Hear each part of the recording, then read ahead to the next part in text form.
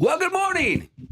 It's The Drive. Greetings, salutations, and welcome into Finley Hyundai Studios. Devin, Dixon, Paul Ratliff, Tara Atkin, and we are ready to rock on a Tuesday. Terrific to have you in on the app, on the YouTube page, if you're watching the show, or on the radio, coming out of the show right out of the gates with Paul and I and Tara's best thing from last night in sports. And let's get to it right now.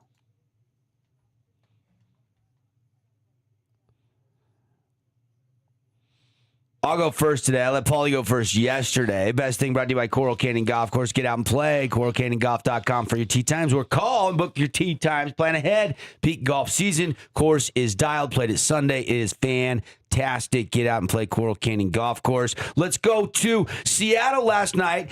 They split their first 4 games of the season at home against the Tribe. They had the Yankees in for a series. Game 1 last night. Dan Wilson decides to give a little bit of a mental break to Cal Raleigh after a 60 home run season, got jobbed in the MVP voting. I mean, no catcher had ever done that. But a slow start to the season. It started the season 2 out of 15 at the plate.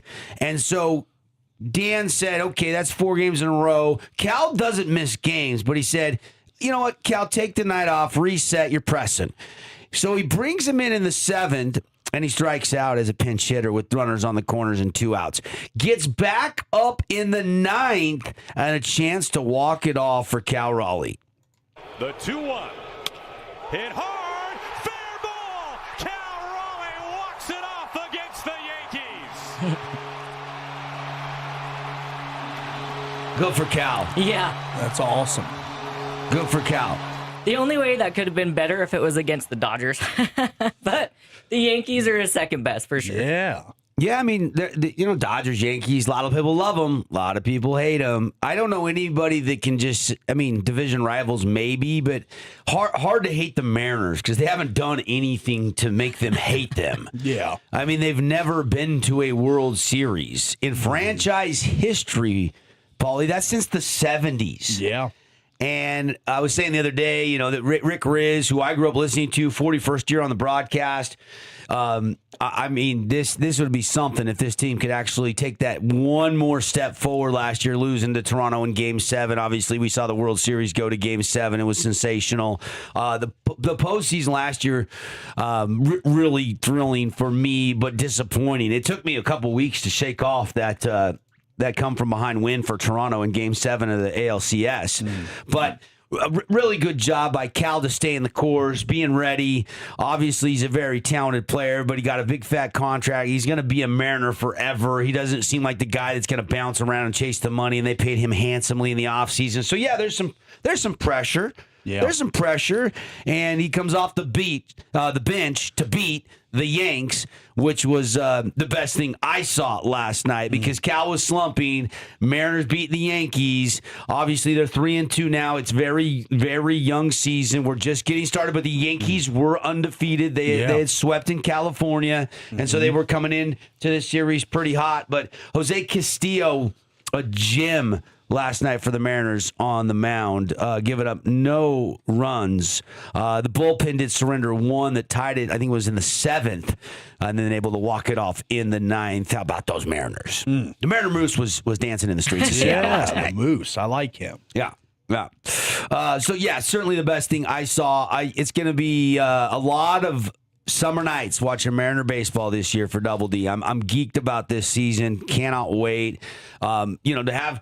To have the opportunity for my team to be relevant for the first time since the 2000-2001 season, even go back to 99 and Griffey and, the late 90s there with Griffey and his dad even playing together for a minute. Last year was really fun for me. I know they got a play-in game 2 years prior to that, but this is a team that, again, is starved for a World Series, and there's a lot of talent on this team. I mean, the only thing I was disappointed in last night, they traded Isaac Lyon and one other player, one of their backup catchers, one of their prospects, because Cal wasn't going anywhere for so long. They probably did him a favor by trading him to Washington to the Caps. They traded for that Ferreira, the pitcher, the lefty pitcher that the Nats had. Yeah. Sorry, did I say Caps? The Nats. And he was the one that gave up the run last night. But hopefully he's going to be just fine because they gave up quite a bit to get him. Yeah. And he was a guy that they went out and sought a trade for. And I don't know a ton about Ferreira. Do you? Not really. Not really. Not a ton. Yeah. Good stuff. All right. Best thing, Paul, go.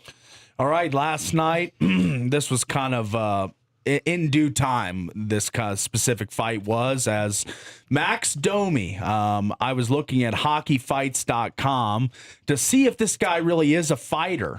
He has a total of 5 last year, 4 the year before, 6 the year before that. So in the last 3 years, 15 fights, and probably none as good as this one. Hockeyfights.com rates this as his best fight in the last 10. And I got to say, this was a heavyweight battle. I mean, Radko Gudas, if you don't know the backstory, injured Austin Matthews a few weeks ago on a dirty hit. And this is just kind of the way of the law in hockey. If you injure a star, a captain, you're going to pay the price, as Radko Gudas did here. This was one of the best fights I've seen all season, and hopefully our YouTube viewers will enjoy it as well. Jump through, and the gloves come off. It's going to be Domi and Gudas. So just one fight, and Max Domi in the fence of the captain is teeing off. Is he ever? And Max Domi gets more than a measure. He landed a lot of those Forget uppercuts. about the size discrepancy. Gudas didn't even get a shot on him. No. That was a Yeah, great. Domi's a beast. That was a hell of a fight. And Well, it was a one-sided fight. When you say a heck of a fight, I think it should be between two guys. This was very lopsided. sure, but Yeah. Gudas is kind of one of those bad boys in the NHL. You know, a tough guy, not someone you'd normally want to fight. But Domi stepped up for his captain, and Domi only 5'10", 208 pounds. He is a lot smaller than Radko Gudas, and he handled him in that fight. It was the best thing I saw. Yeah, he was ready. He was locked in. Yeah. He'd been He watching had some Mike Tyson animosity. YouTube Yeah. videos before the game I started. mean, when you lose your best player for the entire season on a dirty hit, you got to do something. So this was him stepping up to the bell, answering the bell, I should say, and knocking out Radko Gudas in really impressive fashion. No, leave it to Paulie to pick a hockey fight as the best thing he saw. That's right. It was the best thing last night. It was kind of a light night last night. Tara, best thing. Yes. As we dig deeper, TA, you got something different? I'm going to hockey too. The best thing I saw Well, was that's a shocker. I know. Celebrini posted 3 points in the first period last night and gets that 100-point mark. And Is he even 19 yet? no, 19. He just turned 19. He's still a teenager though. But teenagers in NHL history to record 100 points in a single season: Wayne Gretzky, the all-time great; Del Hawerchuk, Mario Lemieux, Jimmy Carson, Sidney Crosby, Boo. and Macklin Celebrini. You know who I don't see on that list, Paul? I yeah. know, Is Bedard. There you go. We had this debate earlier in the year. He said Bedard was going to be the best rookie of all time, and Hasn't happened I yet. said Celebrini. Yeah. Said, Oh, Yeah, she always keeps receipts, as you know. yeah, like I said, I don't see Bedard on that list Printing the anywhere. receipt. Exactly. Paul's not as right as he thinks he is. Right. He's usually I've always wrong. said radio is not about being right. It's about having an opinion. You Yeah. know, Oh, I've always said that. Yeah, And that's true. yeah. you know? There's a reason we stopped doing the prediction Paul moniker as much as we do because it was Yeah. losses were stacking up. Right? If you want to be My right, receipts at this point are like a Walgreens receipt. It's like yeah. you But can wallpaper your if you house want to with be it. right in this business more times than not, if you put yourself out there as much as I do, then you're going to be wrong sometimes. Yeah. I mean, that's part of it. Yeah. It's part of the business. Absolutely. And look, sometimes you're taking a stance you really don't even believe in. I'm looking for a flyer. Like you're looking- Arkansas against Arizona. Did I truly, in the heart of No. hearts, believe that Arkansas was going to beat Arizona when they were an I tried to 8-point tell you. underdog? I tried to tell you. But you don't understand. If they do win, and I'm the one guy that took the flyer on them, then I look like a genius. Except for that's never But happened. then they lost by No, 20, and it was exactly. ugly. So, but it's all right. Yeah. No, you're going to be wrong sometimes. That's Yes. probably the wisest thing you've ever said. Yes, I wanted to put that out there. Enlighten us with more wisdom this morning, please, sir. Yes. Go. Oh, you're welcome. I'm here till 9. Flabbergasted. I'm here till 9. We are off and running investing. We saw I Go Mariners, Cal Raleigh walk off. Paulie goes hockey fight, and Tara goes young teenager with a 100-point season. How about that for Celebrini? We got to take a break. We've got a good show on tap for you. Gianni, baseball player that overcame cancer from hurricane. Gia Malavo is going to come in and join us at 8 a.m. I'm really excited about that. Paul and I are going to have a chance to talk with this young man, share his story with you. Oh, and by the way, we've got the Hurricane Tigers hosting the Snow Canyon Warriors tonight live here on the Fan Sports Network and on the live stream. And you guys are going to be out there for that game. I'll be watching. I've got let's see. I got Snow Canyon and Dixie tomorrow night. I will be on that game tomorrow night. So looking forward to a little Tuesday, Wednesday local live broadcast coming into your car stereo or into your phone or into your your TV. You could just put us up on YouTube on your smart TV, and you can watch that game tonight or tomorrow night. Both those games will start at 7:00. Presented by the Boulevard. We'll come back. Got some stories to get into. I got Would You Rather. We got some Would You Rather we'll get into today as well. I want to get into the Ivy story. I want to get into the automated balls and strike system and how that's going the first couple days of the Major League Baseball season. We want to get into AJ DeBonza because Gottlieb had some hot takes on AJ and Ryan Smith that we've got to break down for you. So plus Gianni's joining us. We've got a busy show. Glad you're with us. Stick around. It's The Drive, just getting fired up on a Tuesday morning.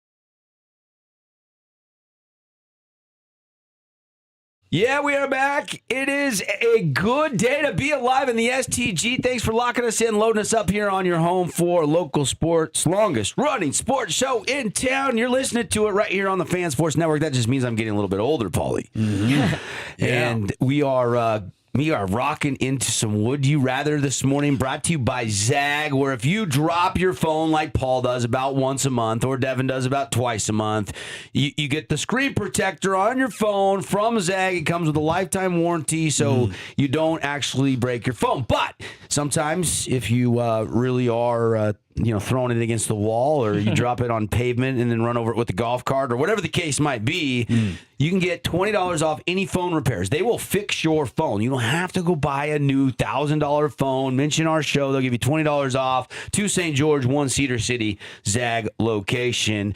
You ready to do a little this or that, Paulie? That's right. A little wishy-wash back and forth. Here we go.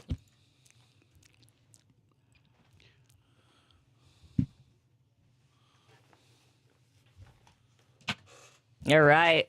Let's get started. Should I do it in Paul's voice? Yeah, do it in Paulie's voice. There we go. Yeah. Would you rather Ben Jacobson or Jared Calhoun for Utah State? You sound like Carmen from South Point. Yeah, South Park, Utah. Screw You're talking you guys and get him. Yeah, South Park. There you go. Second time's a charm. Please repeat the question in English. Okay. Ben Jacobson or Jared Calhoun for Utah State? I mean, right now the obvious answer is Calhoun. I mean, it took you to 2 straight tournaments, and Cincinnati wanted him so bad to come home as alumni that they paid him some good money, gave him a nice deal to go back to where his old stomping grounds were, where he got into his coaching career, where he went to school at, where he played at. I'm excited about Jacobson. He seems like the safe play. It's not the sexy, bold hire, but I think I would lean still without, coaching a single game yet. I would lean Calhoun because I thought he did a really nice job keeping guys in Logan, Utah, getting that NIL fund up a little bit. They spent some money this year. I mean, they spent a couple $1 million on that team, and they got an NCAA tournament win for it. So I liked what Calhoun did. So for me, I'm going to still hold Calhoun. Even though he's out the door, it's something we're pretty used to, and it's kind of on rinse and repeat in Logan, Utah. I'll go with Jacobson here. Calhoun, before he got to Utah State. Did you even know who Jacobson was before they hired him? Did you know who Calhoun was before he got hired? Not really. He went to one NIT in all his years at Youngstown State. Yeah. This guy's been to 3 tournaments. Yeah. So he is a better coach at his prior stop before Utah State. Also a little bit older. It's a little older, a little that's bit longer. fine, but he's 55. He's not 85. So you fine. like Jacobson because they said they might build a statue after him. That really moved the needle for you, didn't it? It did, because he wanted a statue for Put it right Calhoun, next to Kurt Warner statue. That's right. Put it next to him. He deserves one. In the football stadium? He's the basketball coach. The basketball coach. I'm talking about in front of the basketball arena. There probably will be a statue of this guy. He won 397 games, went to 3 tournaments. I think he's a better coaching hire pre-Utah State, because Calhoun was a relative unknown. This is a better coach than Calhoun was before he got to Utah State. But is it a hot, young, up-and-coming hire? To be. They've already lost 5 of those. I know. Why would you want that again? Why would you want that?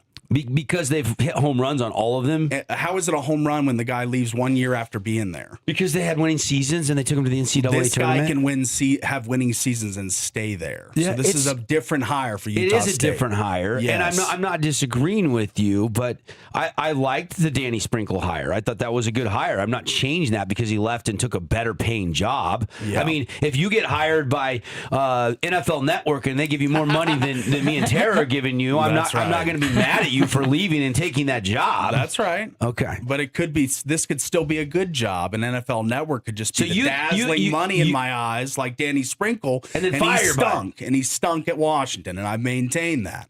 So he made the wrong move, I think. Danny Sprinkle. So you're saying you would stay with us and not go to the NFL Network? I love you guys so much. But Kurt you would have to Warner go. and Bucky Brooks and all those guys. Forget about them. I got Tara Atkin and Devin Dixon. Oh my gosh. I'm blushing because you're so full of crap. You are so full of crap. You would go to the NFL Network and stink for more money than you would stay here. Good question, though. It's hard for me to take a guy that hasn't coached a single game, though. I'm just going off what he's done in his coaching career. All right. I understand. The key thing is going to be retention. And NIL funds are going up. How much money do you have extra? They said they were going to use for NIL with the money they saved and didn't have to pay Calhoun. It was like $3.2 million, if I'm not mistaken, off the top of my head. So that's going to be really interesting. I mean, they need the Mayor Faltzlev to come back and stay at Aggie for life. They're going to have to replace in the portal. They're going to have to. Yeah, he didn't. Yeah. He kind of got shuffled back his playing time a little bit. They had a little bit of an injury towards the end of conference play when they lost a few games. Yeah. He was definitely a role guy that will be missed. But Mason Faltzlev was in the portal before and came back. Yeah. I mean, he's testing the free agent waters, as they say. All right. I like that. All right, let's move on. Would you rather Harry Potter or Lord of the Rings? This is a Paul question. This is a Paul question, yes. You like Harry Potter. Your daughters and family, you've watched Harry Potter. I'm guessing for you how you're going to go Harry Potter.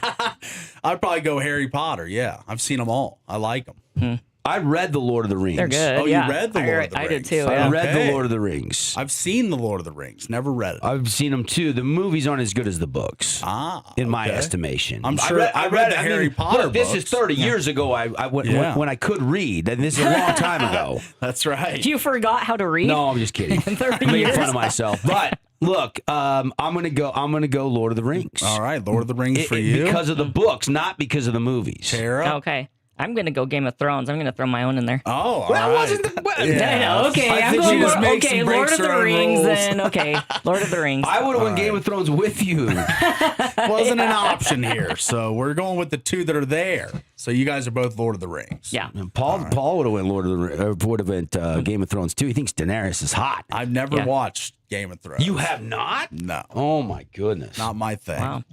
Okay. All right, let's go to the next one. Can you imagine Paul playing? Is it Quidditch? What is it in like? Yes, Harry where you Potter? ride the broom and try and catch the golden snitch. Yeah. That'd be the thick. They'd make that the whole tree. That's right. Yeah. That's right. You could fly on the tree. Okay, moving on. Would you rather the Mammoth or the Knights to make a deeper run in the playoffs? Not who you would rather like. Who do you think? Would you rather see the Knights or the Mammoth make a longer run? And you're going to say Knights, but that's not the question. It's who do you think will make the deeper run? You said think? She said, I think, who would you like? But I think it's... Yeah, who so would you want rather? her to change the question? No, because we've already done like which you would like. Well, it's been well documented on this show. What do you think? Who do you actually think is going to go deeper? Yes, that's the question. That's a loaded question. So take your love out for the Knights. Take your love out, and look buddy. at it. Rip out your Knights' compassion and love, and just look at it objectively. Neither. Neither. Both lose in the first round in your book. Neither. Wow. I mean, I hate to say it. The Knights don't look good, and I don't trust the Mammoth yet. Okay. I think they're building in the right direction. I think a playoff taste in it would be huge. But deep run? Not deep, just deeper. Who goes farther? Who goes farther? Or did they both lose in the first round in your book?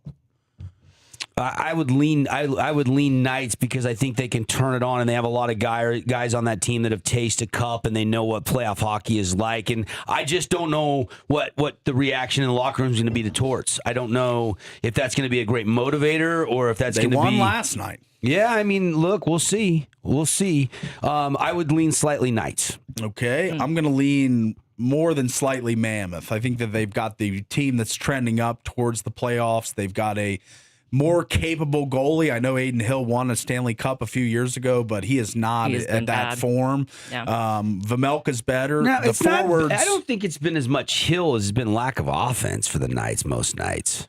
I don't think Hill's been great. Which is crazy because you have like Marner and Eichel, and like their offense should just be on fire, and it's not. Yeah. Skorfiev, Mark Stone. This is a very dynamic, and that's why I say I've been more disappointed with the offense than I have actually the defense, because we knew we were going to be short defensemen this year. Aiden Hill, 10-9-5, 306 goals against, 44th in the league. Yep. 868 save percentage, 61st in the league. And so he's been way down from his He's been cup pretty season. bad. Yeah. He's been pretty bad. But we should be able to outscore some teams 4-3 once in a while. Yeah, I mean, but when you got losing goals against for your starter over 3, that's tough. When you're allowing 3 every game, you got to beat someone 4-3, 5-3, whatever. The power play has not been as dynamic for the VGK. Yeah, they've struggled either this year. Yep. So I'm going Mammoth to make the deeper run. I She think they always beat the wants Ducks. to pit you and I, Mammoth versus Knights. I'm falling into that trap every time. You TA. fall in that trap. You fall in that trap. Sorry for being loyal Mammoth fans, but I was a Knights fan before I was a Mammoth fan. We're trying I'm to sorry. take You your can't take the fanhood out of fan it. out of fanatic. All right. Let's go to the next. All right, one. let's move on. Would you rather Bear Bachmeyer or Devin Dampier for 2026-27 season? Interesting. Where are you at on this one? Go ahead.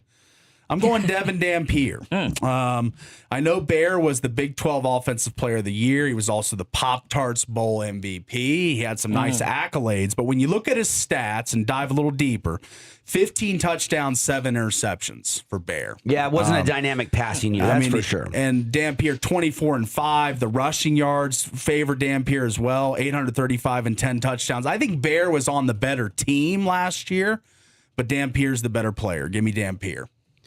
Okay. Yeah, I mean, what he did as a freshman was very encouraging. But you're a little more well traveled with Dampier. You've got a little bit more experience. You've made a couple stops. I know Stanford came calling first, but he didn't do what Dampier did at New Mexico before coming to Salt Lake City. So, we'll see.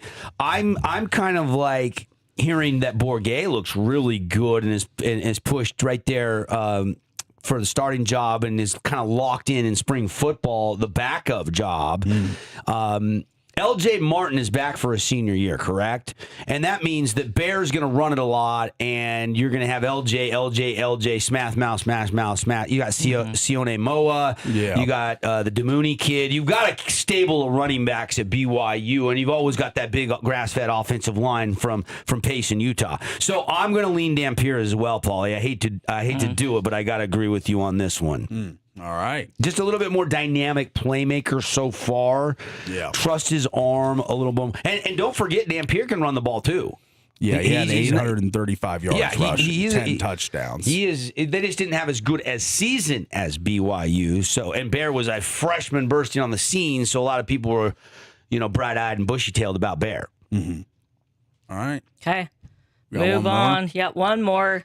Would you rather Good Charlotte or Blink 182? Oh, my gosh. Give me Blink 182 like What? like 9.9 to 10. Like it's Really? like just a Good Charlotte is so good, but Blink 182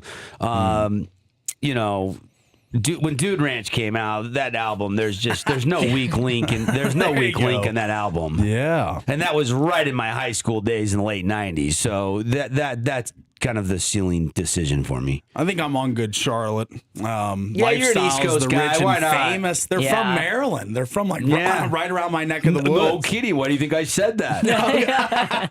I like these guys. I thought they were from Washington State with the Charlotte in their name. well, Charlotte has no relation to where they're from. Hey, does Maryland have more artists than the They're town not of from Seattle? North Carolina. Yeah, they're not from North Carolina. No, those are country singers from North Carolina. Okay.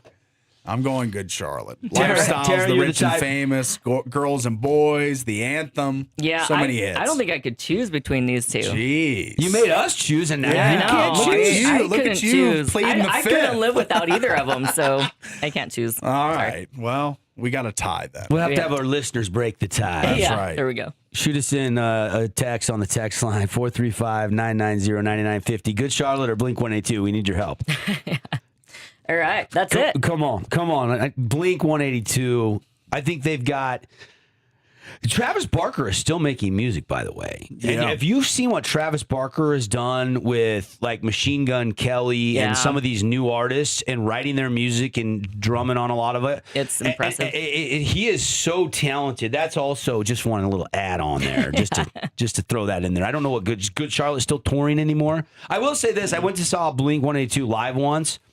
They're not the greatest band to hear live. Don't hold a candle to OAR. What is his name's Benji, the Good Charlotte guy? Charlotte guy, There's yeah. brothers, right? It's Benji and there's another one, I think. But those guys are great. I think they do a good live show too. So Yeah. All right. We got to take a break. We're back in a flash. Very special guest. Been telling you, Gianni, Hurricane baseball player, has overcome a lot to get back out on the field. We're going to share his story with you all next. You're not going to want to miss this. Get to the live stream. Keep your ears on. We're back in a flash with Gianni after a message from our great local partners.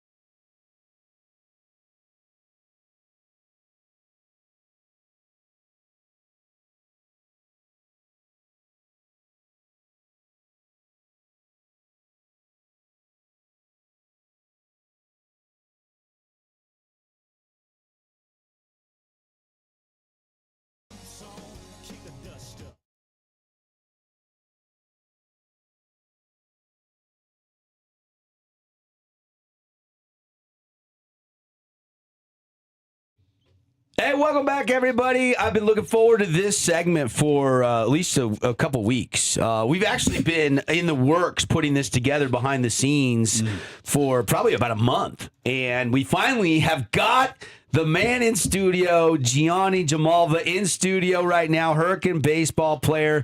He is a junior out there for the Tigers, and he has an incredible story, and so glad you could come in the studio. How's things going this morning? Thanks for waking up with us this morning. Yeah, thank you so much. I'm so grateful to be here. Thanks for the opportunity for having me here. I've been looking forward to this for a long time. I don't know if you saw the Region 9 Baseball Media Day. We had some of your teammates come out, and that's when I first heard about your story. And Coach Pearson said you ought to have him on the show sometime. And I said, you know what? You're absolutely 100% right, Coach. So we're glad to have you in. We've got this young man right here in our community out there playing on the baseball diamond, but it wasn't the case about a year and a half ago. German brain cancer. Yeah, Germinoma brain cancer. Germinoma brain cancer. Right. Didn't originate in Berlin. It's just it's Germinoma. I left the oma off of that. Tell me what was that when you got diagnosed, man? Like, what were the emotions? What was going through your mind? Take me through that point in time in your life. It was crazy. So me, my mom, and my dad, we were in the hospital room. I just barely had brain surgery to see what was going on in my brain, and they saw that it was a tumor in my brain. And the doctor came out and he said, "Hey, you're most likely to have cancer." And we just all went quiet, and we really had no idea.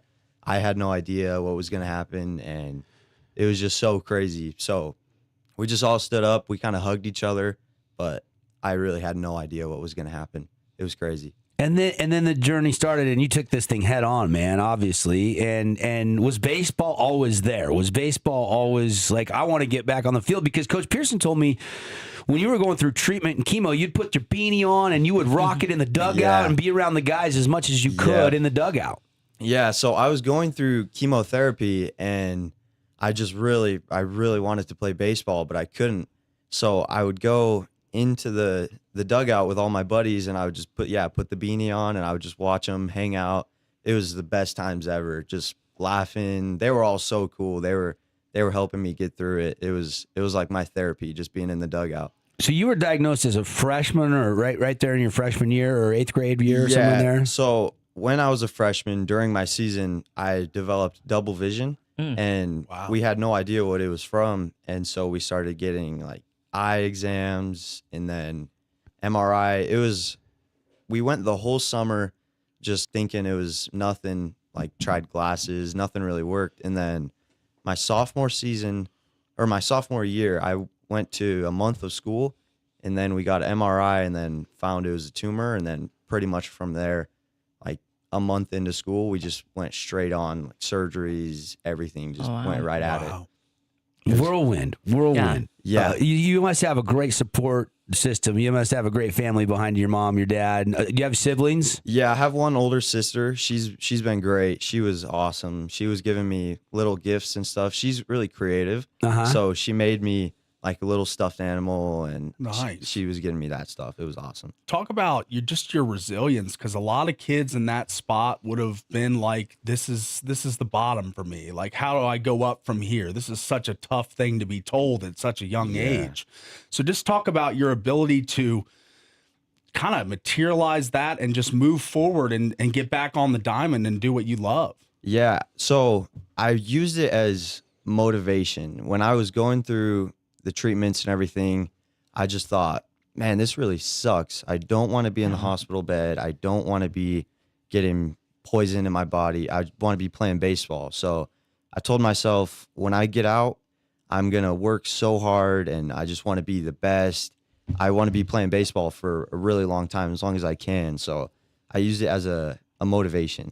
So it helped me. Fair to say, baseball played a role in your recovery. Yeah, gave you something to look forward to, and a goal to set to get back out on the field. Did you surprise Coach Pearson when he came back and said, "Coach, I'm ready to be back on the team"? I think I did. I definitely did.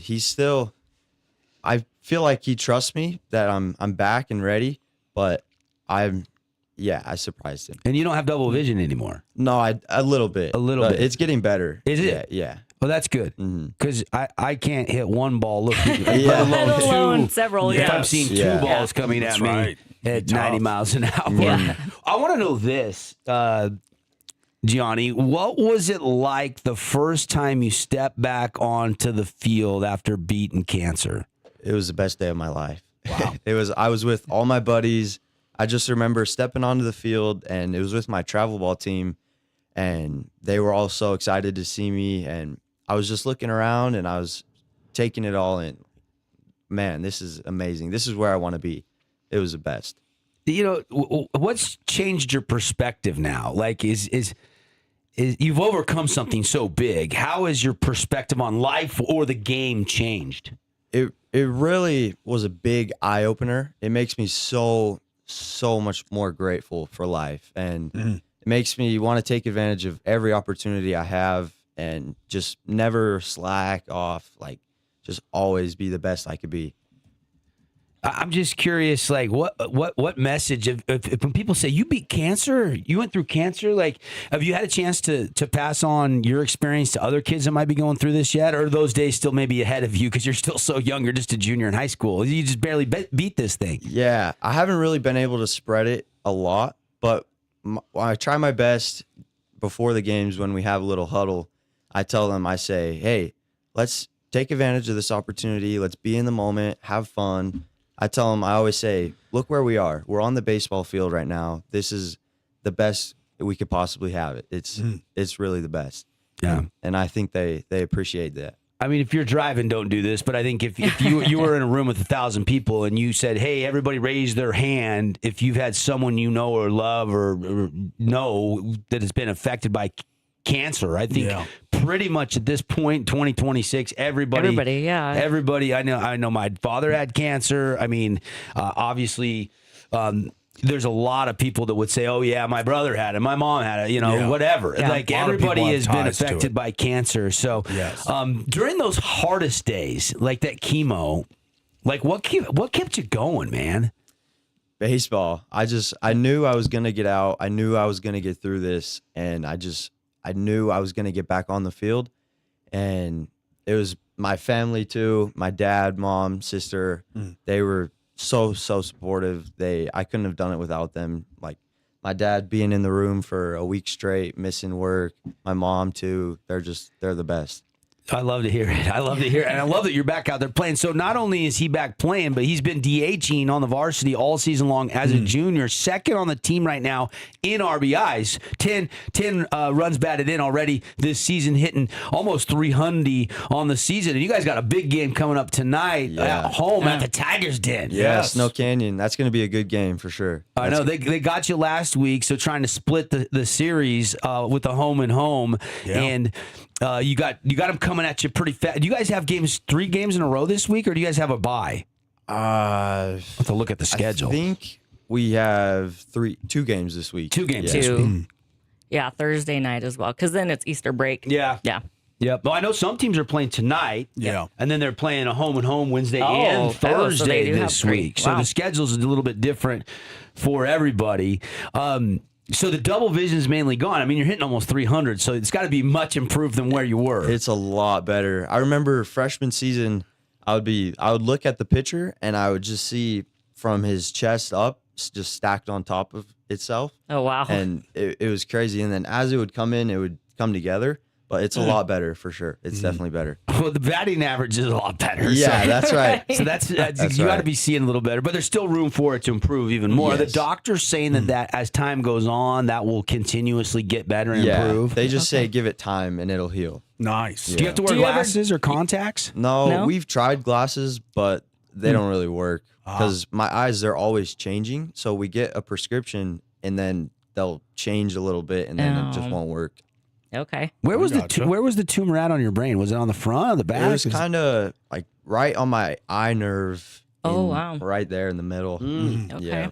Wow. Dang. Yeah. Do you ever give your teammates crap that their batting average isn't as good as yours and you're seeing doubles all the time and still hitting better? Yeah. I really want to, but it's like you guys got to step it up. What I'm are you humble, doing? though. I stay nice. Yeah, you stay nice. One thing not to be humble about is, all your batting accolades, of course, but you're one of the fastest guys on the team. You got to be. Well, Wow. you're leading the team in stolen bases with 8. So, Yeah. So walk me through that. Like, obviously, you're an athlete. Did you play any other sports as a kid to get your speed? No, I feel like I was just naturally gifted with my speed. My dad, he said he was always fast growing up. He played There you baseball. go. Got some from So Pop. got it from dad. But no, just always baseball. And I set a goal. I want to get 18 stolen bases this year, and I'm really pushing hard for that. Yeah, you're pacing pretty well, Yeah. for You that, are my pacing, friend. yeah. Does coach know that goal? Have you made that pretty openly known, or are you giving him the sign like I'm going, coach? No, he tells me, he just said, you have the green light. And then he doesn't give the green light to a lot of people, only a few, but he just lets me go whenever. There you go. Yeah. I love that. I That's like awesome. the all-time Yeah. green light. Yeah, I do too. Hanging out with Gianni Hurricane baseball player, and what a great story this morning. I'm curious. I mean, you guys trying to take that step forward in what is a brutally tough Region 9 baseball season. This league, this conference.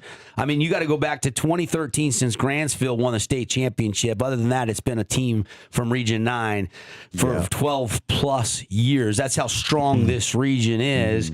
But you got some guys that are like, hey, look at us, Hurricane. We're not just a guaranteed win on the schedule this year. I mean, Goble, you got a sophomore in Goble that's ripping it right now a little bit. Hitting 405 right now. He's on fire. He's crazy. He hit grand slam the other day, and he's just been smashing the ball. Wow. He's insane. Yeah. Big 5'6" is hitting 387. Yeah, he's doing good. He's on fire. Keeping things loose around the dugout. Oh yeah. Got to watch him for his pizza reviews. Yeah. He did one in the dugout this season. He did? Wow, nice. I've done a A pizza review. Is this like the crumble cookie Joey. reviews that they do on like TikTok? So but I know what is it? Joey Monty because his sister plays on my daughter's soccer team. So we get to Okay. talk on the sidelines. He's a huge Buffalo Bills fan. Yeah. Like if it's a Bills game and we're at a soccer tournament, the jersey's on the sideline. He's a big fan. I mean, if you're taking the jersey on the road with you, you're a big fan. And so when we go out to pizza restaurants, he does a video review of the pizza, and it's kind of been popularized. It's his stick. It's his Yeah. thing. It's You his know. thing. How come we can't get you? Well, you got to be a guest on his pizza review. I've done a couple. Oh, you've done. I've done a couple. Yeah. A long I missed time ago those though. episodes. Yeah, they're a long time ago. I need to get on some newer ones. Yes, we though. do. I need Yeah. to get back on. Yeah, we'll make that happen. Yeah. We'll make that happen. Definitely. Tonight, 7:00, Hurricane Tigers at the Tigers Den taking on Snow Canyon. You can tune in and watch Gianni and the rest of the Tigers playing against the Warriors, and should be a lot of fun. They redid that park out there a few years ago. It's actually, do you know what the dimensions are in the outfield wall out there in H-Town? Left is 318. It's pretty deep. I know it's one of the deepest in all the region. And then right is 314, but we have a huge High rise. Yeah. Fence, yeah. Yeah. Is And it then 350 to straightaway? It's like 390. 390. It's deep. Wow. It's really deep. Dang. Yeah. It's crazy. Yeah. And usually you're getting a south wind, which is kind of across the diamond, isn't it? Yeah, it goes sideways. Right to left Sideways, field. yeah. Yeah. So I guess if you pull it, you hook it out of the park, you get a little wind aid, but It'll not all have the a time. chance. Yeah. Yeah. Yeah. How many goals on home runs? You're not a big home run hitter. No, I'm just more contact line drives, but I want to get at least one this season. Yeah. I've came close the other night actually when we played Snow Canyon against one of their top pitchers. Oh, yeah.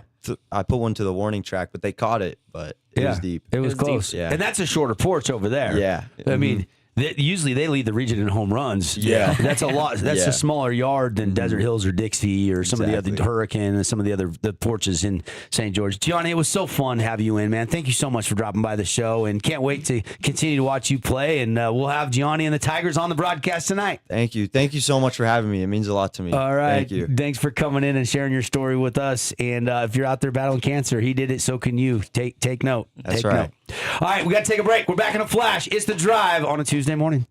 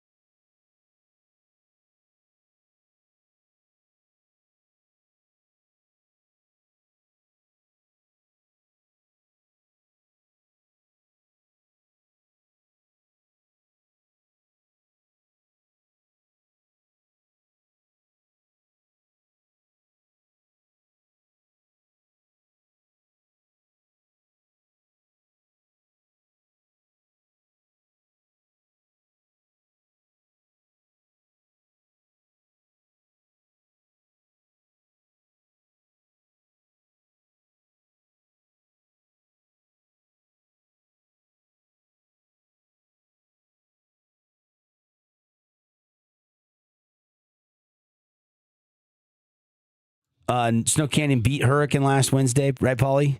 I believe so. Yeah. I'll check that. I've got Snow Canyon tomorrow night, and they will play Dixie, the old Snow Canyon-Dixie rivalry.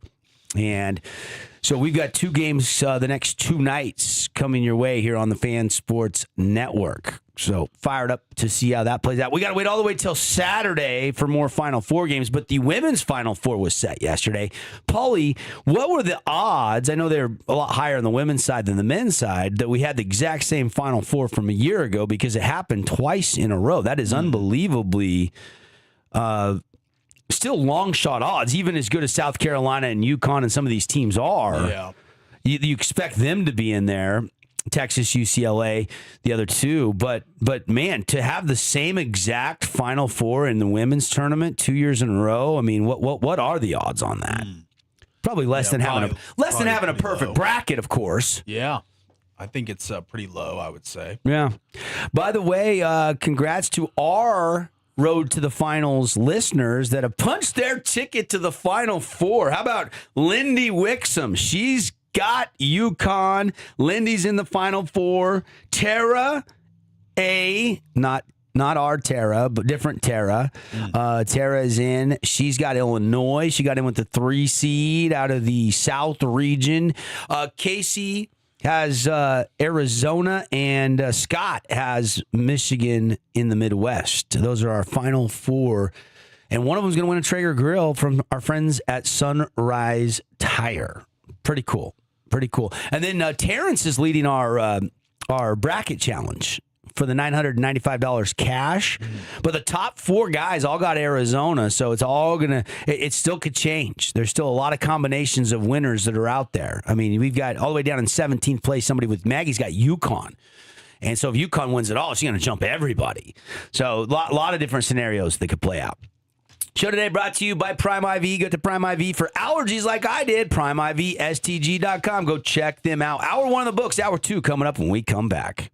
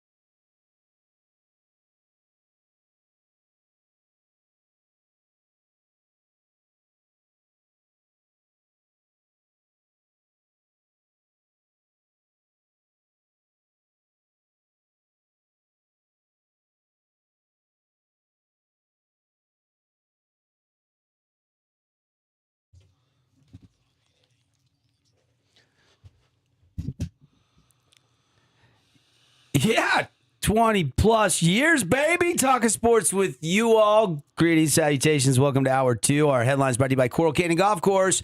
Coral Canyon Fantastic was out there over the weekend, played 18 holes. Greens were so good. Oh, my gosh. They renovated the bunkers a little over a year ago. They've got a superintendent that came up a couple years ago from Mesquite. Josh something. I can't remember his last name. He's done a fantastic job. If you have not played Coral Canyon, you are truly missing out. Get on out there, swing the sticks at Coral Canyon. It's fantastic. You can check the tee sheet, coralcanyongolf.com. Pro Shop's fully stocked up with your soft goods, your shirts, your hats, your balls, your vests. I got a Coral Canyon vest on I'm rocking today. You can also get, of course, some food at the Bistro 72 Grill. Paulie, when are we going to get you out to Coral Canyon Golf Course? That's the $1 million elephant in the room question this morning. Yeah, I mean, we had a listener bring you some golf balls. Have you used any of those golf balls yet? No, not yet. No. Do you plan on using any of those soon? Like, can we get you to a golf course in the next month? Yeah, maybe so. Maybe? Yeah. Is that a strong maybe? A week maybe? Like, I don't understand. It's in the middle somewhere. Okay. All right. Top 8 at 8, brought to you by Coral Canyon. The NFL's annual league meeting being held this week in Phoenix. The Browns have withdrawn their rule change proposal yesterday that would allow teams to trade draft picks up to 5 years in advance. And Sean McVay had said earlier in the day that the rule had 0% chance to go through. McVay also said his team considered to trade star receiver Devontae Adams before opting against it, that they are considering adding Kirk Cousins as a backup quarterback. Wow. Other news coming out of the Phoenix area, 49ers coach Kyle Shanahan said the team is still looking to trade Brandon Ayuk, but they're not in any hurry. New Giants head coach John Harbaugh noted that a reunion with Odell Beckham Jr. is considered an option for the team right now. So you got a lot of storylines coming out of the winter meetings. Yeah, it's interesting stuff. I thought Odell was probably done, but we'll see if there's someone kicks the tires on him. Elsewhere, we got final scores from a night ago. The Knights in their first game with head coach John Tortorella win 4-2 over the Canucks. Riley Smith had a goal. Shea Theodore had a goal. And newest D-man, Rasmus Anderson, added a goal as well in their 4-2 win over the Canucks. So that was a good win for the Knights with their new coach. Their next game out will be Wednesday night, I believe. I'd have to check that. Or Thursday, one of those 2 days. Yeah, Thursday they'll be playing the Calgary Flames. So a couple days off before their next tilt. One other news from the NFL, and then we'll move to some other topics. The teams for the 2026 and 2027 series Hard Knocks have been chosen. Paulie, Yes. have you heard this? It's the Seahawks. The I saw defending this. Yes. Super Bowl champ Seahawks. Make sure you get that correct when you're talking about the Seattle Seahawks. They have been selected as this summer's feature team on the show. This is the first time since the series debuted with the 2001 Baltimore Ravens that a defending champion is being documented. Yeah, that's pretty cool. Yes. And New England will be making their appearance on Hard Knocks next year. They'll be on the show next year in 2027. Interesting. Also, Las Vegas, it was announced they will host Super Bowl 63. Yes. In 2029. So February of 2029, the Super Bowl is returning to Las Vegas, Paul. Yeah. You were there. You went to the Super Bowl when it was there 2 years ago. They put on a great show. It's a great venue for the Super Bowl, and it accommodated all those people. I think it should be in the yearly rotation. Every 3-4 years, they should put it there. Yeah, I agree. Of course, Kansas City beat San Francisco, the game you went to, 25-22, Super Bowl 58, right? Yes. That's where you were at. Mm-hmm. Final four of the NCAA women's basketball bracket. It's a battle of number one seeds. Texas took down Michigan 77-41. They advanced to their second straight Final Four. Madison Booker had 19. Also, South Carolina destroyed TCU. TCU had a girl scoring 20 a game. They held her to 18, but they win 78-52 out in Sacramento. Joyce Edwards had 24 points. Dawn Staley, what she has done for South Carolina has been unbelievable. Like, they are a powerhouse because of Dawn Staley, right? Yeah. Kind of like Gino realistically, Ariama. yeah. I mean, those two are. I don't think they were really anything Well, pre-Don Staley, you know? I mean, South they were an Carolina occasional women's. men's basketball team was okay, probably known as a football school more than Yeah. anything else, but now they are known as a women's basketball juggernaut. Absolutely. They're one of the best in the sport. So, they're a team that is in the mix every single year. So it's pretty interesting to see the Final Four, the same four teams once again. But it will not. It'll be so Friday. It'll be down in Phoenix. UConn plays South Carolina, and then Texas plays UCLA. So UConn and South Carolina will meet this Saturday. yeah, that should be really cool. Yep. Did you see the Jaden Ivey thing? Yes, and he's been back on social media telling Yeah. everybody the Bulls are liars. Yeah, the Bulls waived guard Jaden Ivey for what they deem conduct detrimental to the team Monday, hours after he posted a lengthy video ran on social media about religion and other topics that included anti-gay sentiments. So he is now a free agent and, like you said, kind of went back to social media to kind of double down. So I don't know what this means for his future career. It's kind of a tough topic to touch on in today's world, so I don't think that this will go over well for Jaden Ivey. Yeah. Maybe a while before he finds another team to play for. And realistically, like, is this a guy that you really want to take a chance on? He only averages about 8.5 points a game. So do you really want the media circus for 8.5 points a game? That's the question you got to ask. Jazz lose again last night to Cleveland at the Delta Center. Jazz 21-55 losses. 55 losses. If you've watched all 55, you are a true through and through diehard Utah Jazz fan. Yeah. If you've watched 55 painful losses this year, Yes. none more painful from last time out when they were beating Denver and then took everybody out of the game. I mean, they are blatantly tanking right now, Paulie, after Austin Ainge promised us in the preseason that they would not. He looks like a liar. And this is, I mean, they didn't play Sensabaugh in the fourth quarter. They played a no-name roster. They were winning, and then they changed the lineup. But last night, not the case. I mean, Utah was down 2 at the end of the first quarter.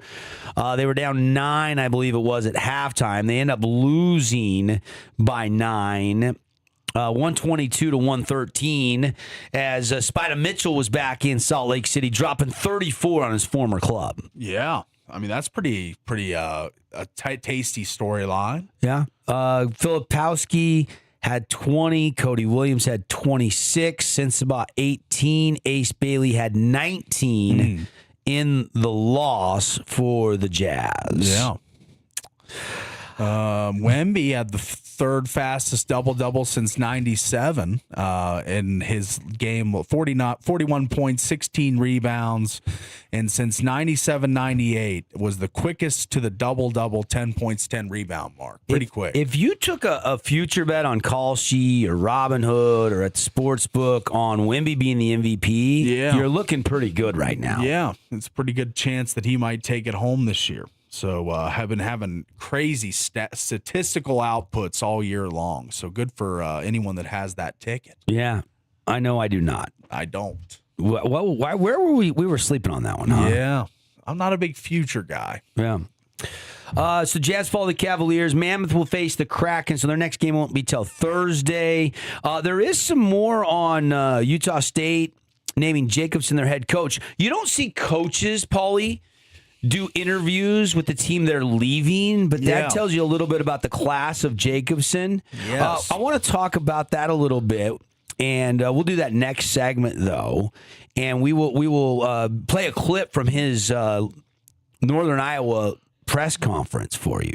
So I think you'll find that interesting. One other headline before we do take a break, though. I wanted to give a shout out. Olivia Hamlin and the BYU women's basketball team. Good for them. Heading to this is the equivalent of the NIT. This is the WBIT, so it's the Women's Basketball Invitational Tournament. So it's the equivalent of the second-tier tournament. They just missed out on the NCAA tournament seeding, even though they won a couple games out of the Big 12 tournament. Yeah. Lee Kamar, 20-plus win season as the first-year coach. Got Olivia to flip-flop from Nebraska. She scored a game-high 23 off the bench, and they beat Kansas 70-67. She was on ESPN doing the post-game interview yesterday. Little old Livy Hamlin from Snow Canyon High School, and awesome. we had the group text going with her dad last night, and everybody was giving shout outs. I know a lot of fans root for Livy Hamlin, myself and yourself included.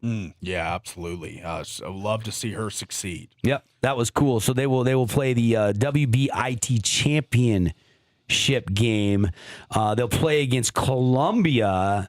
And that game will not be today. It'll be tomorrow. I think they're out in Wichita. That's where they're holding that. So they will play tomorrow out in Wichita. Those are your top 8 at 8 headlines. Glad you're with us. And we got to take a break. When we come back, I want to talk a little bit about Jacobson's exit interview. And then after that, Paulie and I want to talk about Gottlieb's comments on A.J. DeBonza and the Utah Jazz. That's all coming up when we come back. It's The Drive.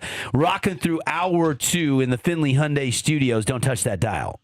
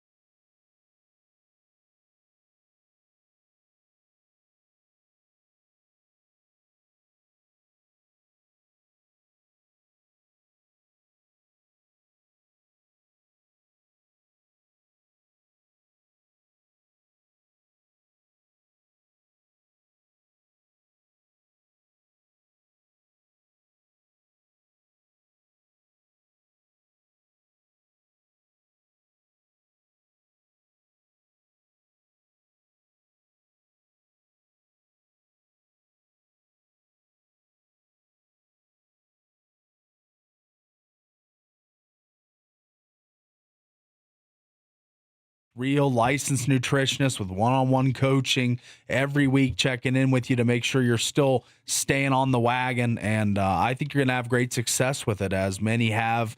Nearly 9,000 Google reviews. If you'd like to get on board, 866-800-SOTA, S-O-T-A, to sign up with a nutritionist today, or book online at SOTA,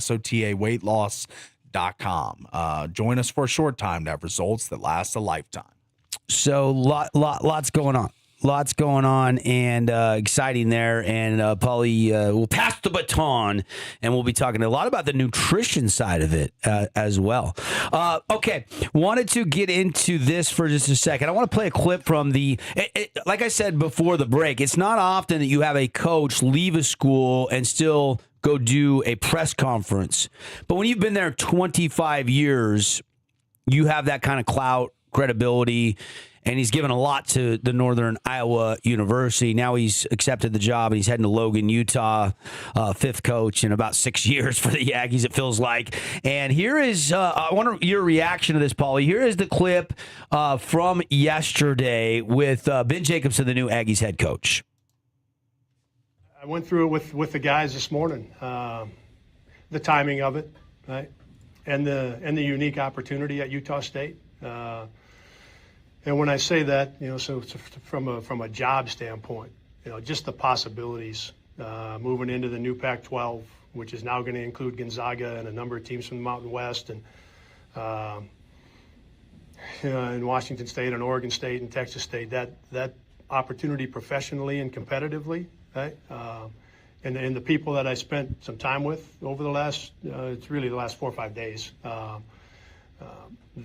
Those two things are going to have to be in a really, really good place, right? And they are. And so that excites me on that side of it. I mean, there's some serious opportunities and possibilities because of where the floor is and what they've already done in men's basketball and within their athletic department. Right? So I feel great about that. I'm just super excited about that piece of it. And then the timing, the second part is the timing of it for me. Hey, I'm at 55 years old. I love doing it as much today as I always have. So it isn't about that part, right? About getting older and what's that mean for coaching.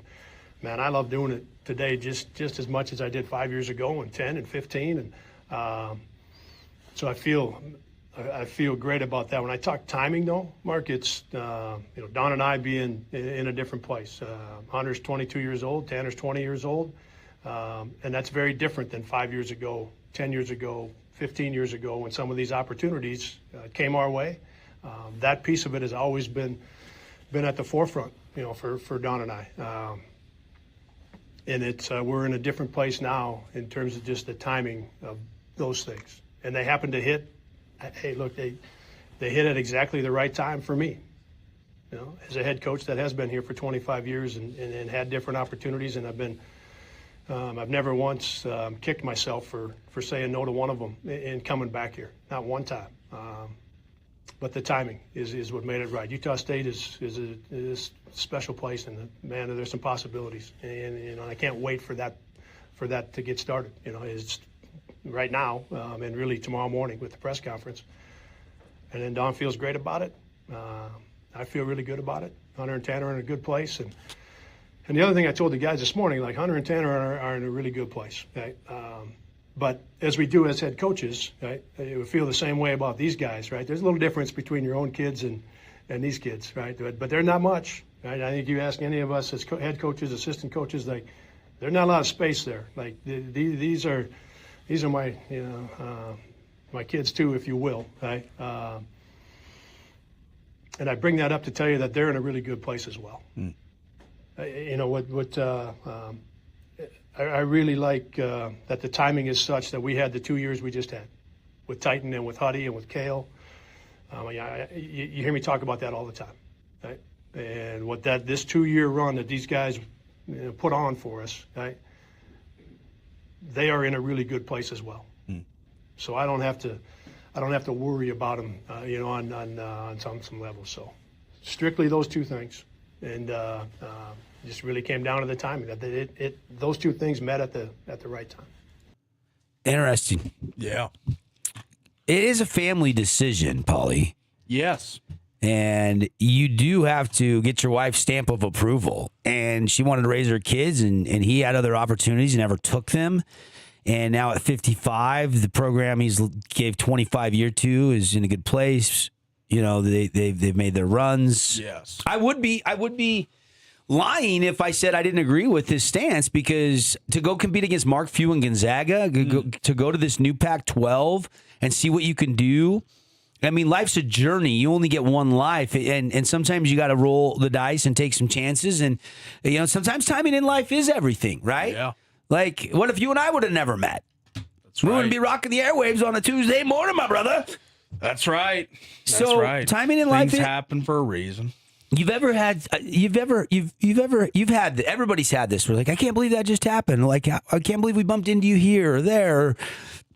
Oh my gosh, if you know that car wouldn't have been there, you know, she could have died. I mean, you hear about all these stories, and it's timing in life. It's timing in life. So I like to hear that he's a family guy, because obviously Utah is very family oriented. Cache Valley, no exception to that rule. And I liked what I heard from him there, Paulie. I really do. I liked a lot of the stuff that I heard from Ben Sounded Jacobson. great. I mean, he sounds like a very composed veteran coach, and I think he left the program in a better spot than he got it in Northern Iowa 25 years ago. And now he's doing what's right for him and what's right for his family at this time. It sounded like his boys and his wife had a huge impact on this decision. And like he said, the timing was just right. You know, they had just concluded another year, another good year at UNI, but he's probably wondering, being there 25 years, how much more can I do here? How much further can I go? How many more Missouri Valley Conference championships do I got to win to be in the tournament? So now it might not be a Power 4 school, I know that, but Utah State regularly gets into the NCAA tournament and even wins a game. So now the barometer is higher. You know, do you want to see this guy make it to the second weekend with Utah State? If he can stay there 3, 4, maybe even 5 years, the length of this contract or more, we'll see. But that hasn't been the way most coaches that go to Logan see the job. They see it as a stepping stone. We've been told that from a lot of people, including one of our listeners this morning. So it has been a stepping stone job for these young up and comers. I understand, but at Jacobson, he's in a different stage of his career. So I think that he may be there for a little longer than these guys that have departed so quickly from Logan. So I'm excited to see what it means for Utah State basketball. I think the Spectrum's going to be rocking next year. I think they're going to have a great team that they assemble with Ben Jacobson, because he knows how to coach and he can identify talent. Obviously, at the Missouri Valley level, he was one of the tops. Yeah.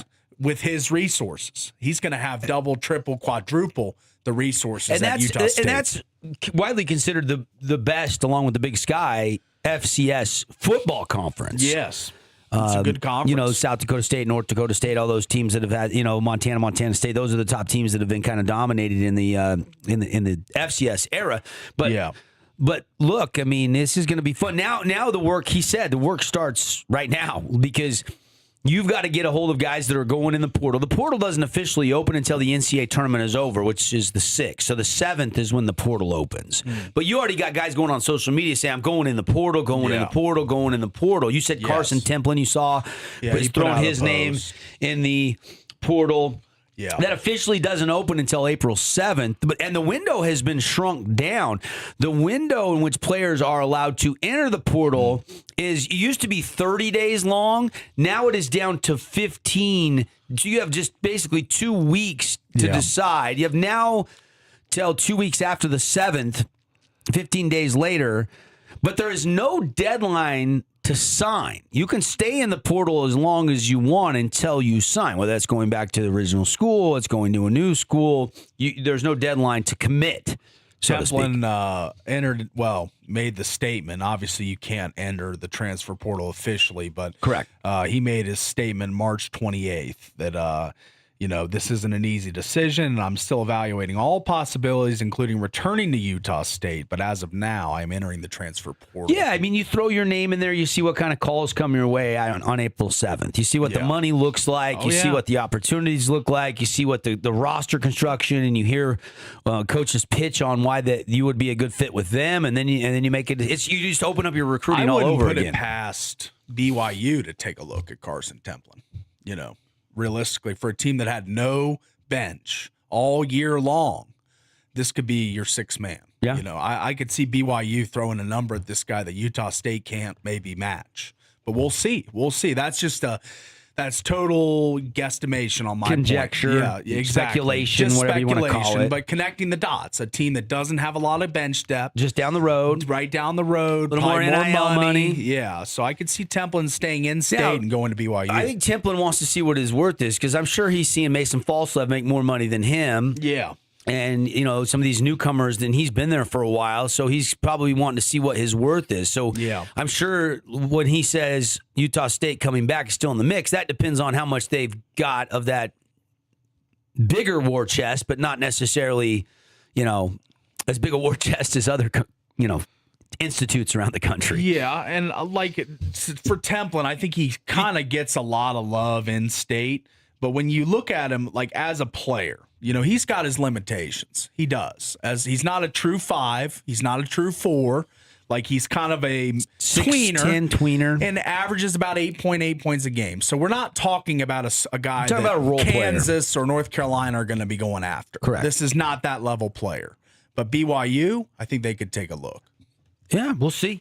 For a team that needs bench depth. We'll see. I hope for one that he goes back to Utah State because the Herd deserves to have him come in there for his senior night. They'll go crazy. And Falslev is in the same boat. That's right. They're both just beloved in the Aggie community. Templin had a song about him that a student made. They love this guy. And to see him go would be painful for Utah State, but I think, just reading the tea leaves, I think he will make the jump this year. If the money's not the same or close to the same, that's right. He's comfortable in Logan. If it's close, if somebody offers him $300,000 or $400,000 and Utah State's in that ballpark, I think he stays. Yeah. But if the money's greater elsewhere for him to be a role player, I think he knows he's probably not going to the NBA. He's not a Utah high school kid. This guy, he's from Fairview, Texas. He doesn't have ties to the state. I think he could be a free agent in the true sense of it. He could go to the highest bidder because he stayed at Utah State and really been an integral part of the program. But, this is a player's era we're living in, and I could see him bolt. But we'll see. I agree. We'll see. I love it. All right. Gottlieb was on Colin's podcast yesterday. Yeah. Some interesting comments on the Jazz, DeBonza, Ryan Smith. We're going to play that clip for you and then get Paul's reaction when we come back. It's The Drive, hanging out on a Tuesday morning. Show today brought to you by our friends at Game Day Men's Health. Game Day Men's Health makes it easy for you to get everything to look and feel your best. T-tests are free. You can go get a free T-test, absolutely free, free. So you know what your T levels are. If you're clinically low, they can get you on TRT, testosterone replacement therapy. That's your decision, but you need to know what your T levels are first. Test is free right there in-house. You don't have to jump around. You don't have to wait a day. You get your results back in 15, 20 minutes. And then, of course, peptides, weight loss programs designed for you. They also do sexual performance products. So, guys, they can help you out in the bedroom as well. GameDayMen'sHealth.com or call for your free T-test. You can also text for your free T-test. I love the text option. If you're busy on the go, you can send them a text right now. I'm going to give you that number, and you can tell them the Fan Sports Network, Devin Dixon, told you to text in for your free T-test. If you're over 40, 45, 50, and you've never had your T levels tested, now's the time to reclaim your game. 435-265-4223. Text or call for your free T-test, 435-265-4223. And by the way, if you've been researching BPC 157 or Samoralin or peptides, have been a buzz in the industry for years now. They're doing 2 months, third month is free. You pay for 2 months, the third month is free. That deal ends today. So you might want to swing over to Game Day Men's Health and get your orders in as well. Got to take a break. Back in a flash. Paul, we're coming back with AJ DeBonza getting scolded by Doug Gottlieb. You better believe it, baby. We'll be back after this on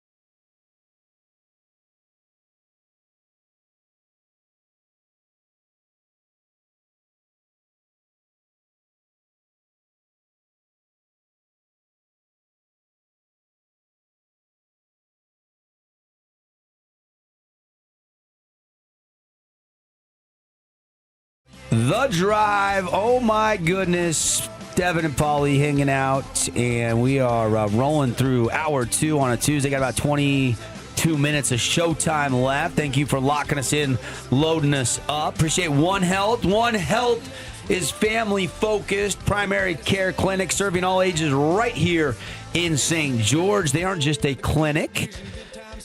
They're your medical home, helping individuals and families stay healthy year after year. One Health, Dixie Primary Care. They'll see the whole family at One Health. Paulie and I saw this and wanted to react. Paulie, this is really interesting. So this is Colin Cowherd on his podcast, not his main show, but his podcast, and Gottlieb hops on with them, and they're talking about A.J. DeBonza, Ryan Smith. Give it a listen, and then we'll react. This is a very hot take, I guess you could say, here from Gottlieb. A.J. DeBonza probably today would go number one. First thing everybody should know is that if the Utah Jazz have the number one pick, they're taking A.J. DeBonza. How do I know? He went to Utah Prep, which is funded by Ryan Smith. He went to BYU, which is funded by Ryan Smith. Ryan Smith owns the Utah Jazz. If you want to call something tampered, there's never been a person that has ever been tampered with more than A.J. DeBonza to end up with the Utah Jazz. Ever in the history of anything. Everybody knows it. Everybody. So that's the first thing. It doesn't matter who else. Jesus Christ could be getting ready to walk on water and turn water into wine. They're drafting A.J. DeBonza. Wow. That was A.J. DeBonza. I mean, a fireball. I mean, First thing everybody should know is- whoa. Unbelievable. We don't need to hear it again, Doug. We got it the first time. Yeah. That is strong. And we had Austin Ainge coming on before the season. Yeah, we're not going to tank. We're done with that. And then they get fined. And they have this big lead against Denver the other night. And how did that play out? Well, with 5:29 remaining, the Jazz led the Nuggets 124-114. They ended up losing 135-129. Kyle Filipowski and Bryce Sensabaugh didn't play at all in the fourth quarter. While Elijah Harkless, Bez Mabang, Kenny Chandler played the entire quarter, and anti-tanking rules in the NBA don't go into effect until next May, or this May, until May after this season. I mean, if a team under new rules was found by the NBA Commissioner Adam Silver to be tanking, the commissioner would either be able to take away the Jazz draft picks or move them to the end of the lottery or first round and increase fines into the millions of dollars for this very act that the Jazz did. What was that, last Saturday night against Denver? Yeah. Sunday night? What was it? When was that game? Saturday night. I think. I mean, we have seen, and we've had AJ in the studio, and DeBonza's sat here and loved Utah Prep and chose BYU and went on First Take and announced and surprised everybody by passing up blue blood programs like, North Carolina and going to BYU because of the cultural fit, because of the low profile, because of the environment to KY, getting him ready for the NBA. He's a one and done guy, even though people are trying to say, listen, just because AJ says, my mom's going to have a little bit to do with it, I come back to college or not. Look, Dad's been calling the shots from day one. He's been his handler. Yeah. Now all of a sudden, Mom's going to step in and be like, you know what? I really like Provo. I think you should play another season. And no, he's the number one pick in the draft. I have not backed off that stance. Everybody want to make a case for Boozer. I'm going to tell you what, right now, I watched Boozer the whole tournament. Boozer bullies you down in the paint and tries to go to that baby hook. That ain't going to fly in the NBA. He's not an outside shooter. AJ still needs to improve his outside shot. Peterson's fragile. AJ DeBonza is the number one pick in the draft. Mark my words. What do you take of Gottlieb? He's obviously outspoken. He's got a lot of stuff to say all the time. He used to host a radio show. Still does. It's the longest running afternoon sports show in the country. Coaching. Yeah. He's the Wisconsin Green Bay coach. And even this year, he got suspended a few games for criticizing the officials. He's always been one to want to let his point be known. He wants to make his voice shine out there. And this is something that will draw a lot of eyes, saying something like this.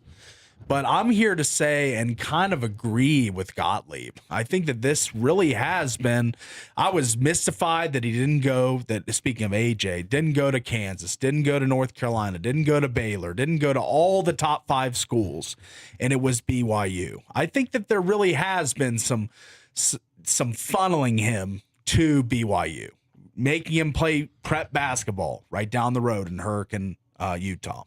Why did he do that? Why? You know, why would he was playing for some other great AAU program a year before, and then he goes to this upstart Utah Prep, and we would have gone over there, you know, and their facilities weren't even done the first time we went over there.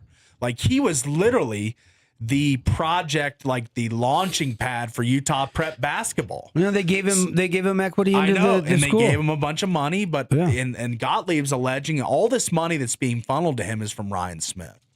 And Ryan Smith, like, there was a BYU fan on Twitter that said, "Hey, Ryan, after AJ committed, thanks for this. We really needed this player."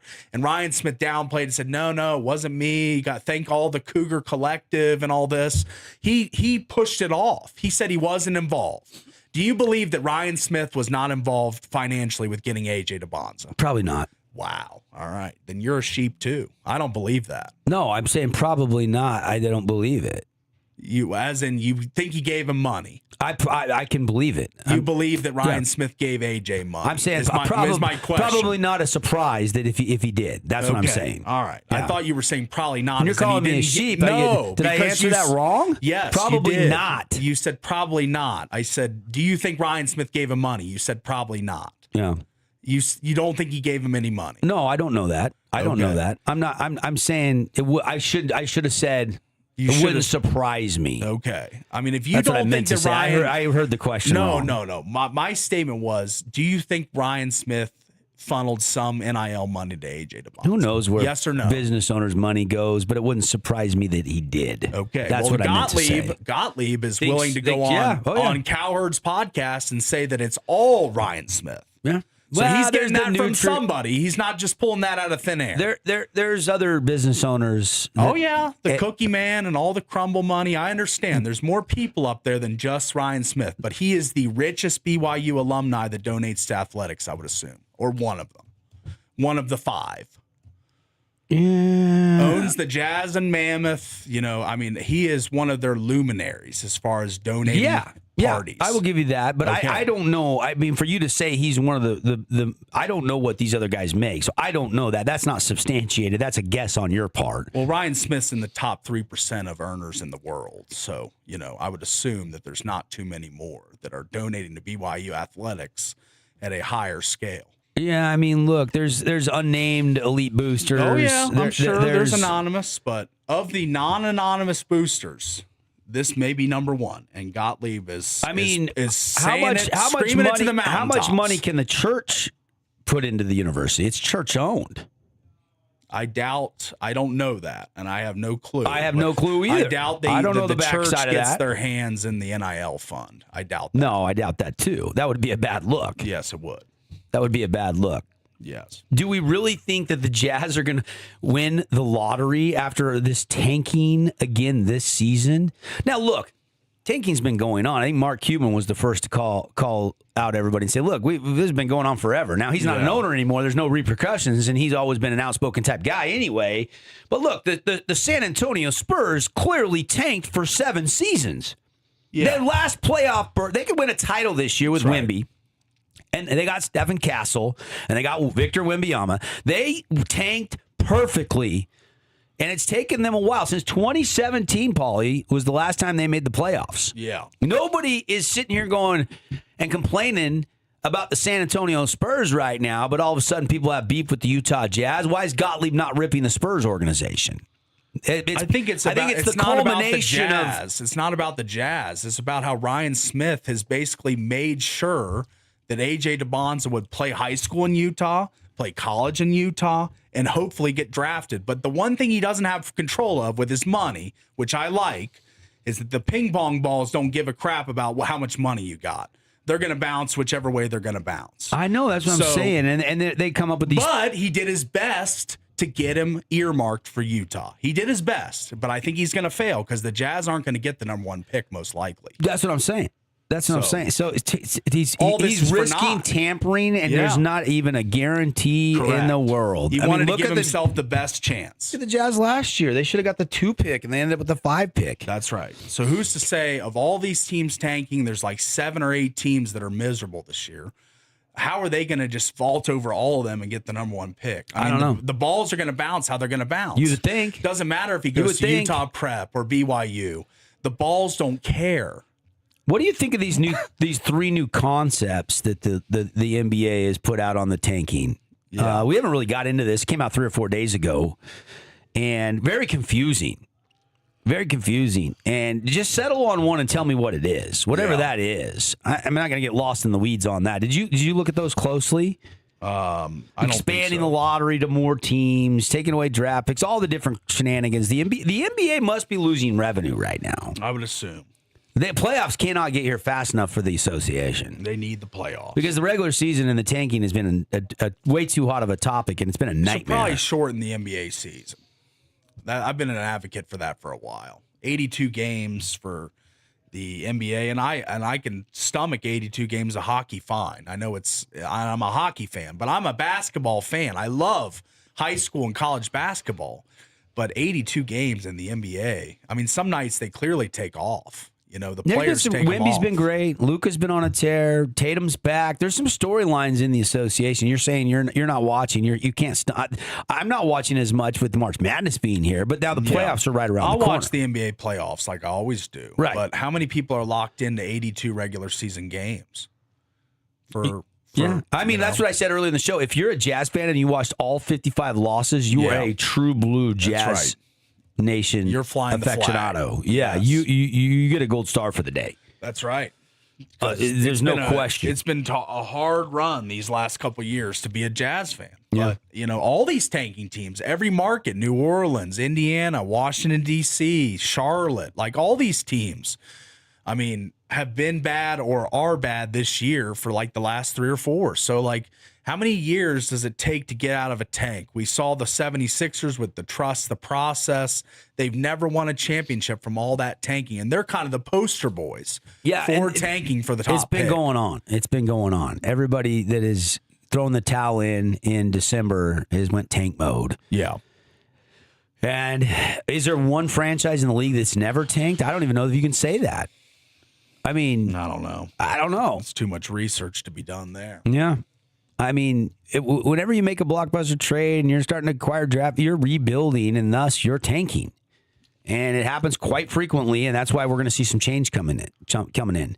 I mean, there's playoff teams that could get back into the lottery now and still get good picks. Yeah. It's going to be really interesting to see what the NBA does with the lottery and the tanking in the next couple weeks. All right, got to take a final break. Wrap things up when we come back. Are you ready for the day in sports? We got a baseball game to talk about tonight, and we'll get you some other stories and kind of put a bow on what has been a fun show for you here on a Tuesday on the Fan Sports Network from the Findlay Hyundai Studios. We'll be right back.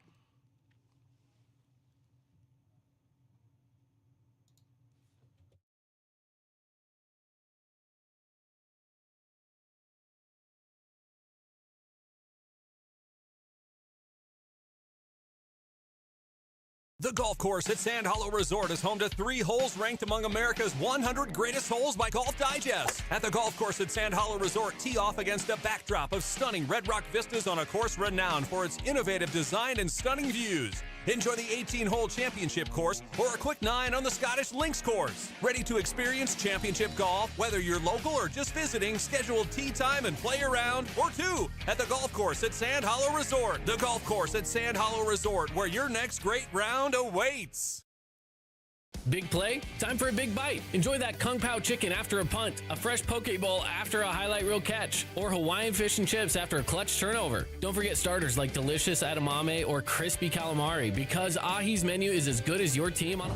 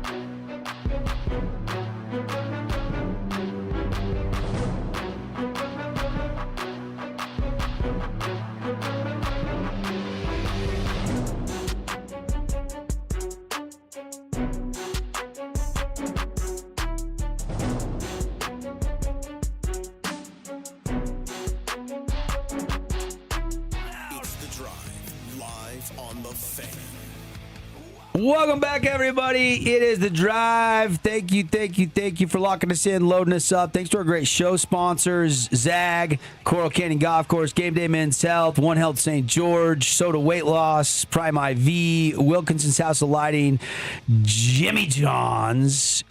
And, of course, thank you to all of our great Road to the Finals and Bracket Challenge sponsors. We got a couple contests going on right now. We will crown champions. Somebody's going to win $995 next Monday, and somebody's going to win a Traeger grill next Monday from great businesses like Sunrise Tire, Grass Creek Construction, our friends at Nets on Fire, Fabulous Freddy's, Zag, ATVBryce.com, Dixie Direct, House of Jump, kicking in some prizes as well. So love our sponsors, stepping up. March Madness, we love this time of year. We're celebrating 5 years rocking the airwaves for you next month. And we've got some fun things planned for you. One of the last weeks of April, we're gonna give away 5 big prize packages. So we're putting that together. So stay tuned for all the details on that. So we just keep rolling into April with more fun things for you here on the Fan Sports Network. And always love talking sports. Now, Paulie and I were just talking about DeBonza and tanking, and Paulie's got the draft lottery simulator up. Yes, tankathon.com. Tankathon.com Does it's got a ring to it, doesn't it? Yeah, they go in the last 10, the streak of losses, all the statistics for the tanking teams. Okay, I want to know where the Jazz are. If you hit that simulator First button time. Here we go. 10 times, I want to know what picks the Jazz would get. All right, first simulation. The number 1 overall pick goes to the Sacramento Kings with a 19-57 record. The Jazz will pick number 2 in this simulation. Okay, so hit it again. Number 2. We'll do it 5 times. Okay. Next one, Brooklyn Nets, first overall pick. The Jazz slide all the way down to number 7. Wow. All right. So we 2 got then 7. 2 then 7. Let's go to our third one. Brooklyn wins again at 18-57. Number 2 pick, New Orleans. 3, Washington. 4, the Utah Jazz. Okay. So now that So is 2, 3 a 7, and a 4. A 2, 7, and a 4. The Kings win again at 19-57. The Jazz pick 8. Wow. Yes. So this is what I'm telling you. It's It could be totally anything. random. All right. And last simulation, we'll do a 5 simulation. And the number 1 pick goes to the Washington Wizards. The Jazz all the way down at number 6 once again. So 2, 4, 6, 7, and 8 possible draft picks there. 5 simulations in a row. And no number 1 picks So in those 5. I mean, with this new formula and this simulation, I mean, there's no guarantees. And if they bring in playoff teams and change things up, I mean, it's really going to send a message to teams. Tanking's not worth it. One more. I want to see the Jazz get it. Oh, look at this. On the last simulation, the Utah Jazz at 21-55 with a 276 win percentage. They've lost 6 in a row. They're 1-9 in their last 10. They get the number 1 overall pick on our 6th simulation. Wow. So there you go. Goodness. Great show today. Want to thank Gianni for coming on the show today. Yes. We're going to have the game tonight featuring Gianni and his Hurricane Tigers. Coach Pearson and the Tigers Den should be rocking tonight. That's a 7 o'clock first pitch. We'll be on the air about 6:45 with the pregame show. And they'll take Snow Canyon on. And we will have Dixie at Snow Canyon on Wednesday night. So that'll be our next game tomorrow night as well. So Gianni hitting just a shade under 300 in the DH role, leads the team in stolen bases. Second the team is in RBIs, and he just overcame cancer. His whole sophomore year, he was doing chemotherapy. He was wearing a beanie in the dugout, and really appreciated him coming on and sharing his story. I found it inspirational. Yeah, it was. I mean, Absolutely. what a great attitude and a great outlook. And what baseball kept him motivated, kept him fired up, fighting chemo treatments, and now he's producing. Yeah. He's not just a dugout guy. This guy is producing as a junior for Coach Pearson and the Hurricane Tigers. So it'll be fun to call that game tonight again over at the Tigers Den. Did you enjoy that interview as much as I did, Paul? It was great. I agree. And thanks to Gianni and his dad, Frank, for coming in and making that happen. And hopefully didn't get to class late today. But you'll see him on the field tonight. You can watch the game on our YouTube page. We'll get the links out on our socials. You can always subscribe. They'll notify you when we go live with the pregame show. Snow Canyon Hurricane tonight, presented by the Boulevard. Who will be the AWP Playmaker Player of the Game? Who will be the Finley Superstar to watch tonight? Who will be our sub of the game? Brought to you by our friends at Jersey Mike's. You'll have to tune in to find out. Also, watch our socials on Instagram. We're going to put a poll up today for last week's Findlay Subaru Player of the Week. We need your votes in that. We got track and field, soccer, baseball, softball, all kinds of athletes that have been doing some good things over the last 7-8 days. For Paul Ratliff, Devin Dixon, Sarah Adkin, Gianni for joining us. You guys have a great Tuesday. We'll be back and do it all over again tomorrow. Always free on The Drive.